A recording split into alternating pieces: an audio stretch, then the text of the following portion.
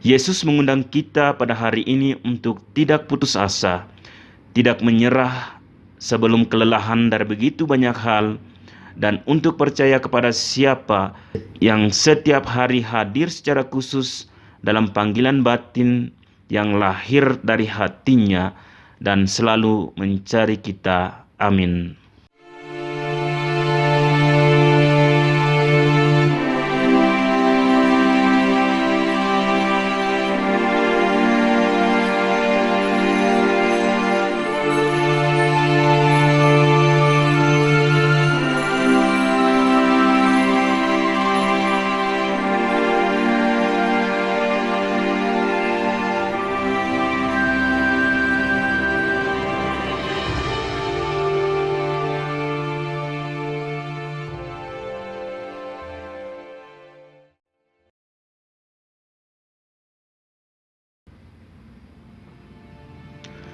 Selamat pagi para saudara dan saudariku yang dikasihi oleh Tuhan kita Yesus Kristus.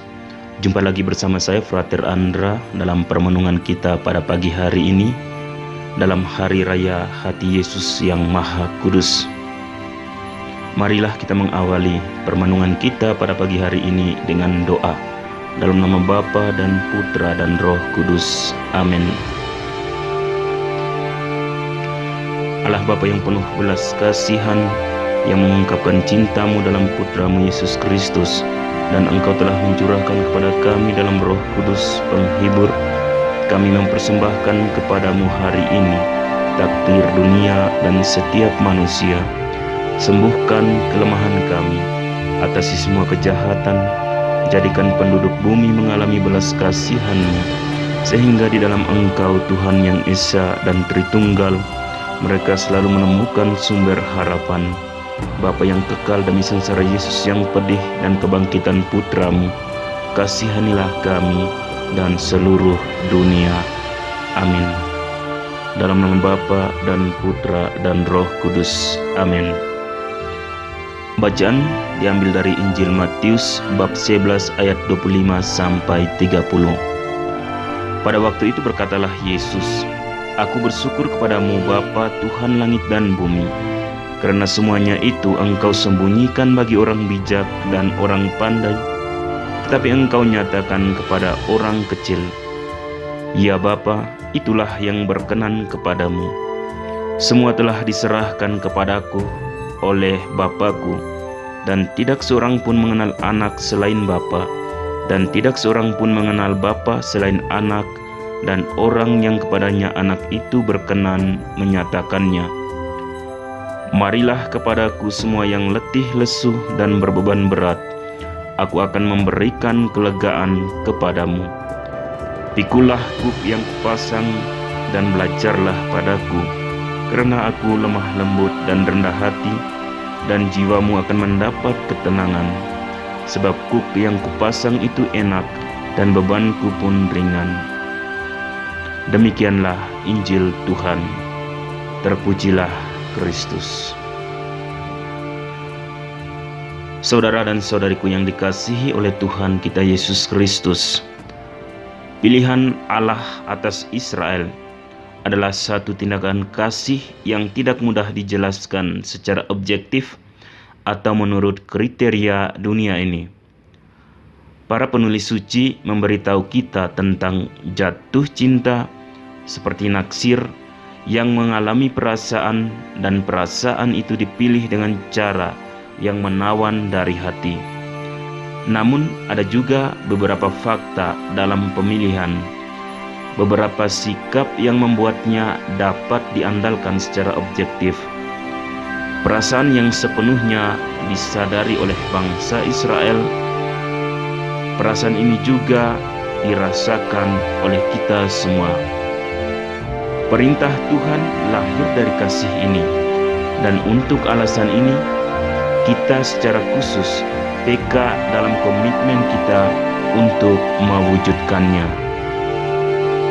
Santo Yohanes menegaskan kembali pilihan Allah sebelumnya bagi kita dan yang akhirnya terwujud dalam kedatangan Yesus.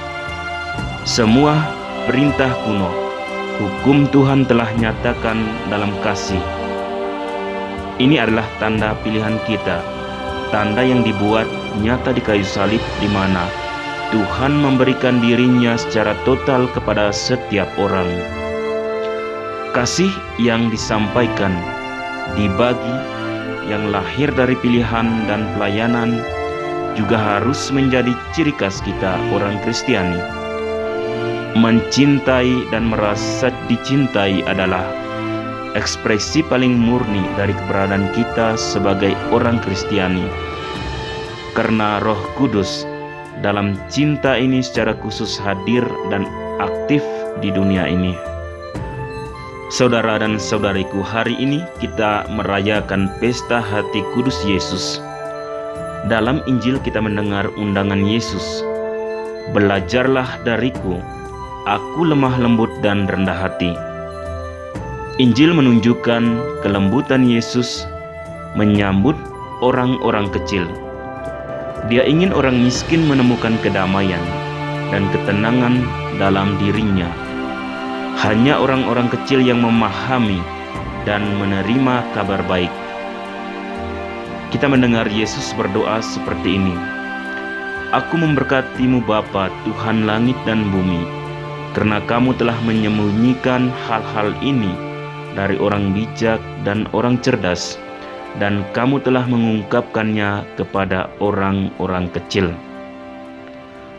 Orang bijak atau para ahli-ahli Taurat pada waktu itu telah menciptakan serangkaian hukum yang mereka terapkan pada orang-orang atas nama Tuhan. Mereka mengira bahwa Tuhan menuntut ketaatan orang-orang ini, tetapi hukum kasih yang dibawa oleh Yesus berkata sebaliknya.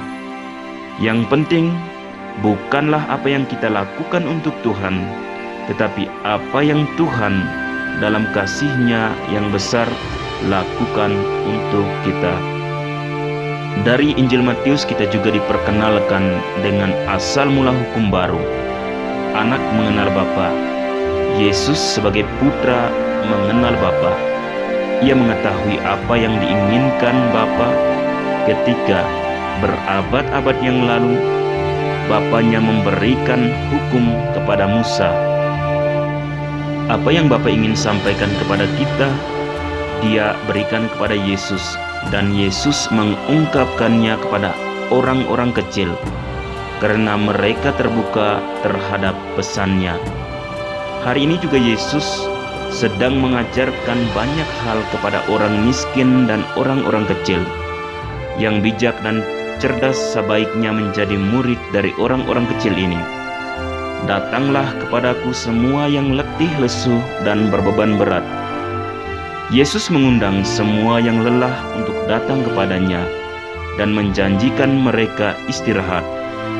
Mereka adalah orang-orang yang hidup lelah di bawah pajak dan ketaatan yang dituntut oleh hukum kesucian.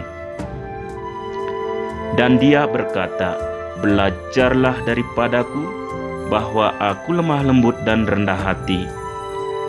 Berkali-kali frasa ini dimanipulasi untuk meminta orang tunduk, lemah lembut, dan pasif.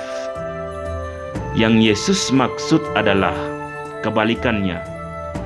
Dia meminta orang untuk melepaskan diri, mengesampingkan para guru agama saat itu, dan mulai belajar darinya, yaitu dari Yesus sendiri yang lemah lembut dan rendah hati.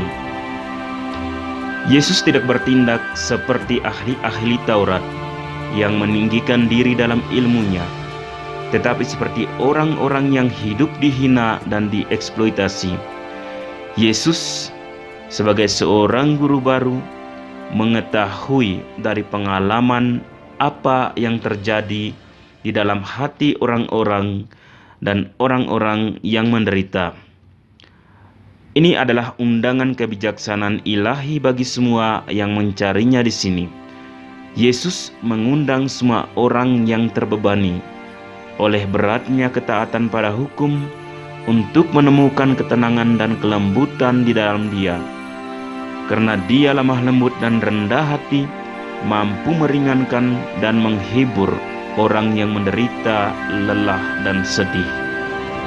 Saudara dan saudariku sekalian, sikap pada diri dan kedekatan yang penuh kasih dengan Tuhan yang memenuhi kita dengan penghiburan juga menyiratkan tanggung jawab yang serius, menjadi alasan untuk harapan dan kedekatan bagi saudara dan saudari kita di masa-masa di mana ada begitu banyak ketidakpercayaan dan sebagainya.